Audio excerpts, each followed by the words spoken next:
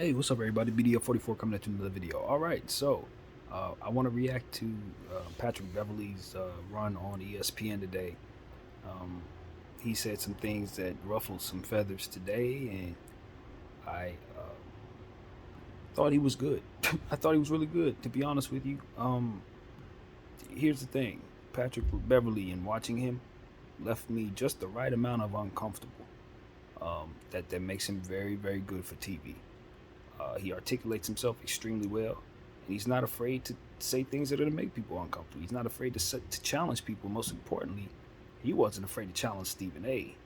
And when they're looking for people to hit for him to debate and different people they want kind of think about who they can groom to be on that show, I think Patrick Beverly's the type of personality um, that can do well in the debate show. Now he has a long, long way to go in terms of timing and learning what his rules are in terms of what he can and cannot say, not crossing the line to be um, offensive. You know what I mean? It's just everybody goes through the process of learning how to do this, and he will get there. But I think the potential for him to be really good at this analyzing thing is there. He's good. He's really good. I think, and he's controversial as heck, and that is a very positive thing for TV. Um, he's wild, man. He's on edge, but he's gonna have to understand that his personality can be a little over the edge. He's gonna have to find where his sweet medium is for TV, um, and I think he'll find it. I think he will find it. Now, as far as certain things that he said, did he give off some bad energy? Yeah, I thought so. I thought he did that. I thought he was doing it for the reasons that we're talking about. I think he's trying to be good for TV. I think he wants the job, and I think he's looking to do real damage in the field. And with some of the things he said about Chris Paul, we know there's personal things, there's personal energy there. You don't push a man in his back after a loss in the way that he did if it ain't a problem. Those two men have a problem. I think it would have been probably more tactful for him not to even mention Chris Paul. You know what I mean? But they asked him a question, he answered it. And like I said, it ain't on Pat Beverly to get on ESPN and be tactful. It's on Pat Beverly to get on ESPN and be himself. And he brought the same energy that he brought to the court, to the TV screen, and I thought it was very entertaining. I thought he made some people very uncomfortable, just like he did on the court. You know what I mean? And he gonna bring it on the court. He has a lot. He has a confidence in himself that nobody else has in him. It's brought him this far. So some of the stuff that he said mirrored that confidence, saying that he felt if he, you know, had the same amount of usage as Chris Paul, he could put up some of the same numbers. I think Pat Beverly understands that he's not Chris Paul. I think he knows he's smart enough to know who he is and who he's not. But I think at the same time, he's gonna give ESPN what they want. You know what I'm saying? Saying the wildest stuff in the world. And I think he also believes that if he were given more usage, he probably would have put up crazy numbers. The thing about Patrick Beverly is he could never stay healthy. Let's just be real. Patrick Beverly wasn't only a limited basketball player, but he was limited in the sense that he couldn't stay healthy.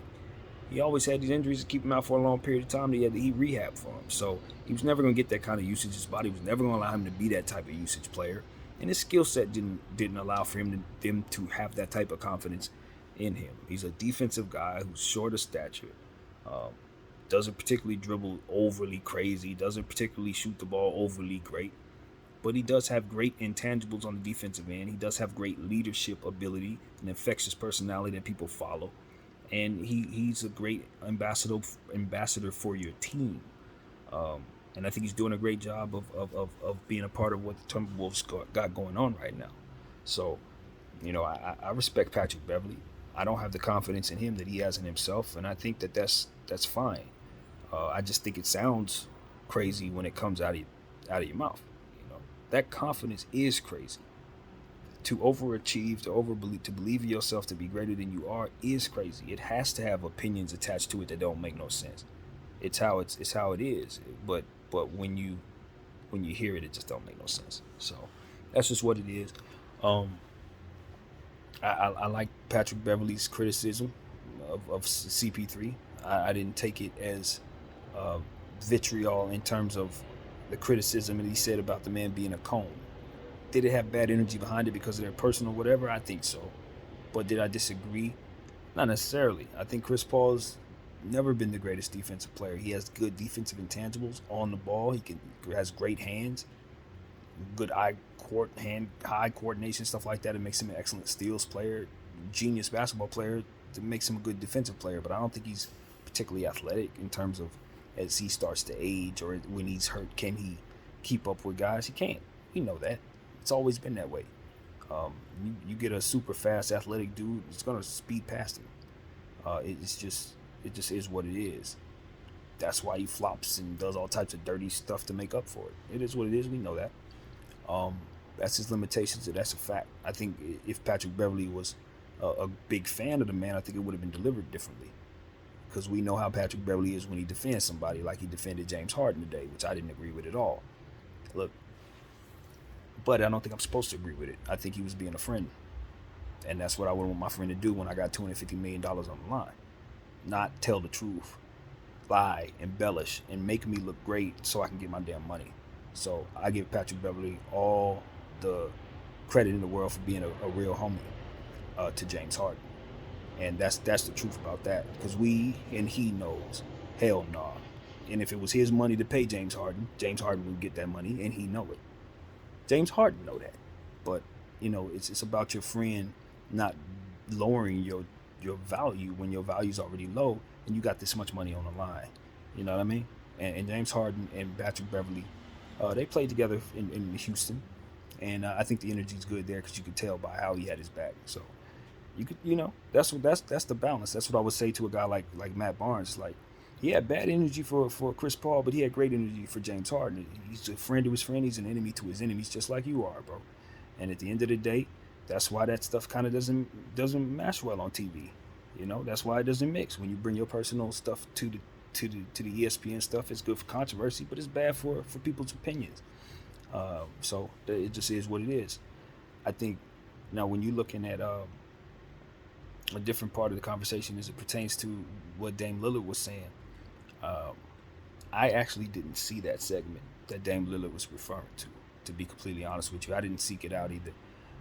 When he was talking about personal conversations and him talking about Paul George, I didn't hear that part. So I'm going to reserve my opinion about that. But that lends itself to the lines that Patrick Beverly's going to have to learn that he cannot cross when he's doing TV. There are reasons why others don't do that. You don't do that. You don't give away your sources. You don't break down the confidence that you have with the people around you in that business, because when you are a person who's an analyst, you're going to want those sources. And if those guys don't trust you because they know you're going to drop their name when they probably didn't want you to, that's going to keep you out of the loop, and that's going to keep you from being competitive in the space that you're in. So that right there was just a rookie mistake, and I'm sure he's being told that by everybody around him. So that's just what that is. But I didn't see the segment, so I can't really comment on Dame's point of view on that. But all in all, man, like I said, I think Patrick Beverly's great. I think every athlete that I've seen enter that space made some of the same mistakes he made today. With his timing in terms of like talking over people, not knowing when not to speak so that they could segue to a guy or something like that. That kind of stuff just comes with rhythm and practice and learning the game that you're in. And Patrick Beverly's a basketball player that has paid his dues in that space, so the work ethic he can carry over to TV. So I'm a believer, man. I'm a believer. It's just about him reeling it in, man. Just like on the basketball court, he's got to reel it in on TV. And if he can't manage to do that, he ain't gonna have a future in that space. That's just the bottom line. But the potential is super there, and I think I like seeing him up there with Stephen A. Man, Stephen A. had to explain himself more than once. Stephen A. couldn't yell over this man. There's certain personalities Stephen A. gonna be able to push around verbally. Patrick Beverly is not one of them, and that was evident real early, and it's not a bad thing because I think Stephen A. He's looking for that. He's looking for that. So for whatever it's worth, that's what I got, man. BDF 44. Thank you all for watching.